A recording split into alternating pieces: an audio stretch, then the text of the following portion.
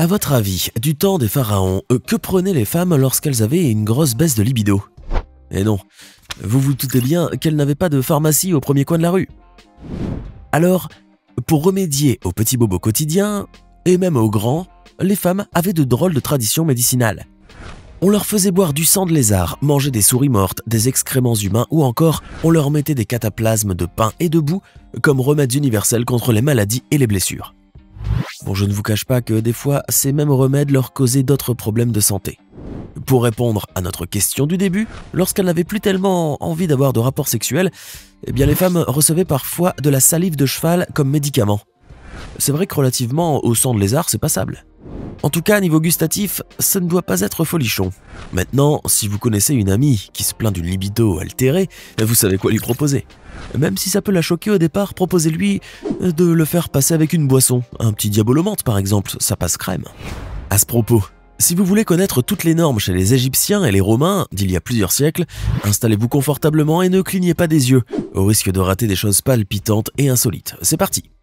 Si vous pensez que votre grand-mère exagère en achetant son 12e chat de compagnie, essayez de voir si par hasard elle n'aurait pas des ancêtres égyptiens.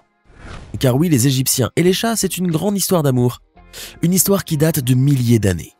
Les anciens Égyptiens sont réputés pour leur penchant pour tout ce qui est félin, en témoignent les artefacts sur le thème des chats trouvés à chaque fois que l'on déterre quelque chose. Des statues plus grandes que nature, aux bijoux complexes, qui ont survécu aux millénaires écoulés depuis que les pharaons ont régné sur le Nil. Cet amour-chat, démesuré à mon sens, est dû au fait que les anciens Égyptiens pensaient que leurs dieux et leurs dirigeants avaient des qualités semblables à celles des chats, selon une exposition de 2018 sur l'importance des chats dans l'Égypte ancienne qui s'est tenue au Smithsonian National Museum of Asian Art à Washington. À l'époque, ces félins étaient considérés comme possédant une dualité de tempérament souhaitable, c'est-à-dire qu'ils pouvaient être à la fois provocateurs, loyaux et attentionnés, pugnaces, indépendants et féroces. En plus du fait qu'ils étaient appréciés pour leur capacité à tuer souris et serpents.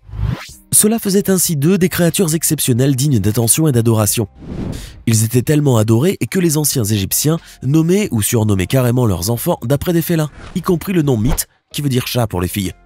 C'est félin incroyable. Encore un matin où vous vous réveillez tout sonné parce que votre oreiller vous a encore fait des siennes pendant la nuit. Vous avez décidé de le changer et tant que vous y êtes, pensez à acheter cet oreiller. Bon, je ne vous cache pas que vous aurez beaucoup de mal à le trouver puisqu'il date d'il y a belle lurette. Mais tentez toujours, on ne sait jamais. Cet oreiller, ou plus exactement cet appuie-tête, était utilisé par les Égyptiens, il y a des siècles de cela, pour mieux dormir. Si, je vous assure qu'il n'y a rien d'ironique dans ce que je dis. Cet objet était censé sublimer le sommeil de son utilisateur en soutenant sa tête, surtout dans les zones où le climat était chaud. Ainsi, cet appuie-tête soulevait la tête et le cou au-dessus de la surface de sommeil, les courants d'air pouvaient circuler sous la tête et refroidir le dormeur. Certaines fois, il était utilisé par les groupes dont les expressions culturelles impliquaient le port de coiffures élaborées pour protéger leur coiffure contre les perturbations pendant le sommeil. Ça aurait plu à Louis XIV. Attention, ce que nous nous apprêtons à vous annoncer va vous choquer. Si vous avez toujours pensé que les pyramides égyptiennes avaient été construites par des esclaves, eh bien dites-vous bien que cette information est totalement fausse. Contrairement à la croyance populaire, ce ne sont pas les esclaves qui ont construit les pyramides, puisque des archéologues ont localisé les vestiges d'un village qui avait été spécialement dédié aux milliers d'ouvriers qui avaient soi-disant construit les célèbres pyramides de Gizeh, il y a près de 4500 ans. Et dans ces vestiges ont été trouvés d'anciens tampons nominatifs et des sceaux, preuve bureaucratique de la façon dont les fonctionnaires gardaient une trace de l'énorme opération pour nourrir et loger les travailleurs. Des ossements d'animaux trouvés dans le village montrent que les travailleurs obtenaient les meilleurs morceaux de viande. Or, les esclaves, eux, ne mangeaient pas de viande. Mais ce n'est pas tout. Il y avait des centaines et des milliers de jarres à pain. C'est-à-dire qu'il y en avait assez pour nourrir tous les travailleurs qui dormaient dans de longs dortoirs construits à cet effet. C'était trop confortable pour les esclaves de l'époque qui, à coup sûr, n'auraient jamais été aussi bien traités. Il est donc probable que ces travailleurs aient été recrutés dans des fermes avoisinantes, peut-être d'une région beaucoup plus éloignée du Nil, près de Luxor. Ceci explique pourquoi ils ne retournaient pas chez eux après une journée de dur labeur. Oui, la construction des pyramides n'a pas été une tâche facile pour ces ouvriers, en témoignent les muscles éreintés trouvés dans les squelettes. Malgré cela, ces ouvriers n'en voulaient pas à leur travail. Ils étaient même très heureux de travailler. Une preuve, elle ne saurait que tarder. Dans les graffitis laissés près de la chambre funéraire du pharaon Khéops, dans la grande pyramide de Gizeh, ils ont peint le nom de leur équipe de travail, les amis du gang de Khéops. Vous connaissez, vous, un esclave aussi enjoué de construire à main nue une pyramide dans des conditions de travail déplorables? Si vous aussi vous pensiez que les pyramides égyptiennes avaient été construites de telle sorte à ce qu'elles soient alignées avec les étoiles, vous vous trompez sur toute la ligne, et c'est bien le cas de le dire.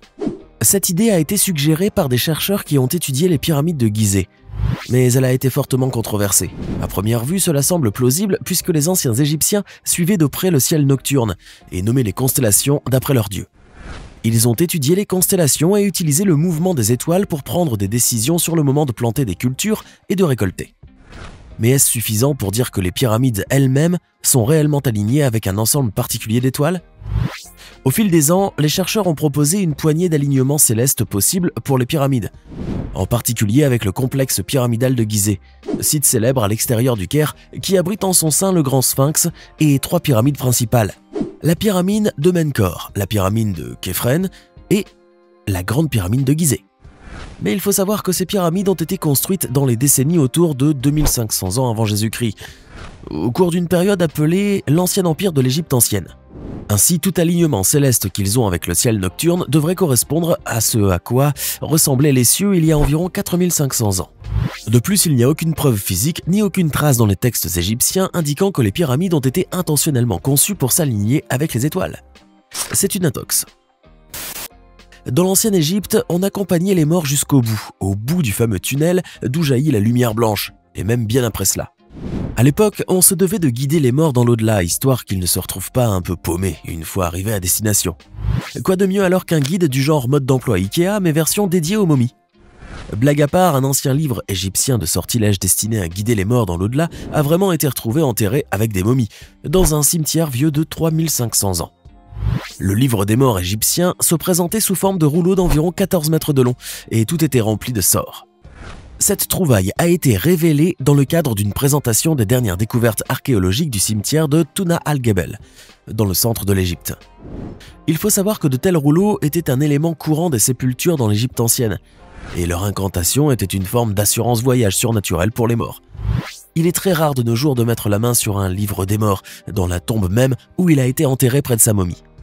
À l'époque, on considérait le voyage vers l'au-delà comme très difficile, et cet ensemble d'instructions, placé avec le défunt dans la tombe, était destiné à aider l'esprit à s'y retrouver et de ne pas se trouver à l'ouest une fois mort. Comme s'ils avaient déjà fait un petit aller-retour express dans l'au-delà pour savoir ce qu'il y avait là-bas.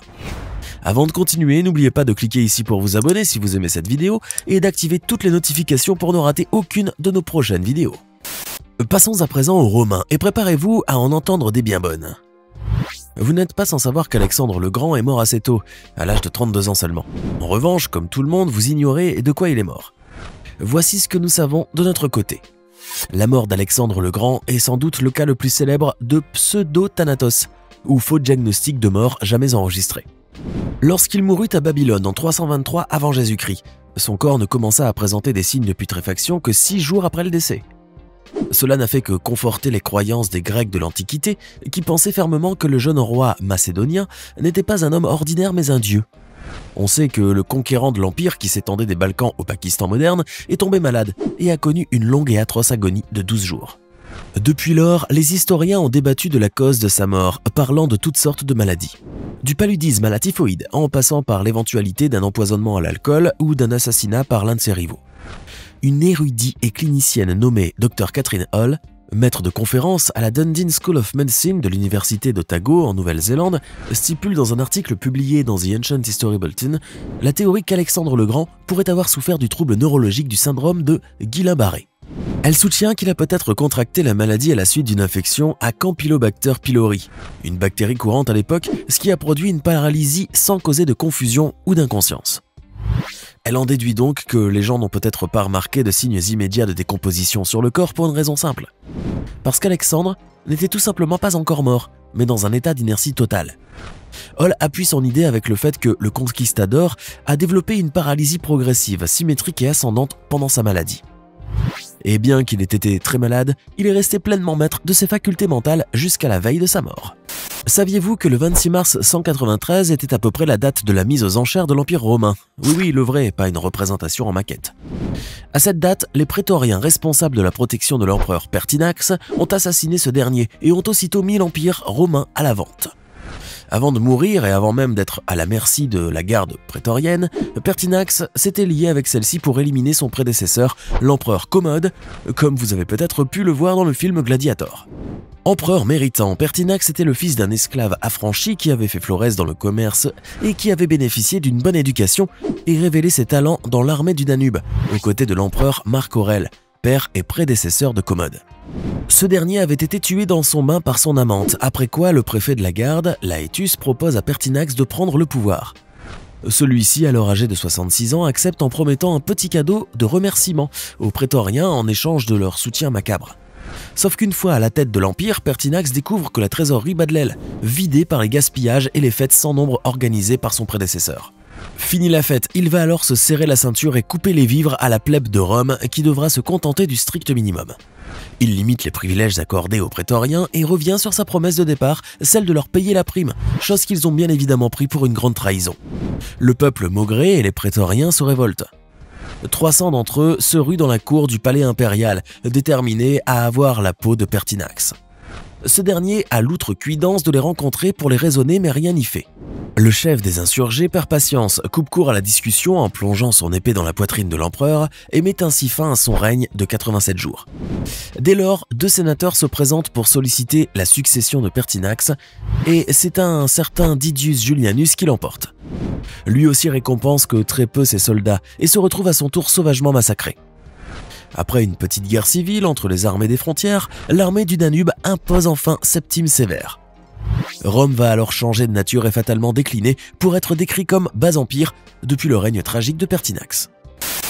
Maintenant, dites-nous dans les commentaires ce que vous pensez de ces normes qui ont existé et ces choses qui se sont passées en Égypte et dans l'Empire romain. Et n'oubliez pas de cliquer ici pour regarder une autre de nos vidéos.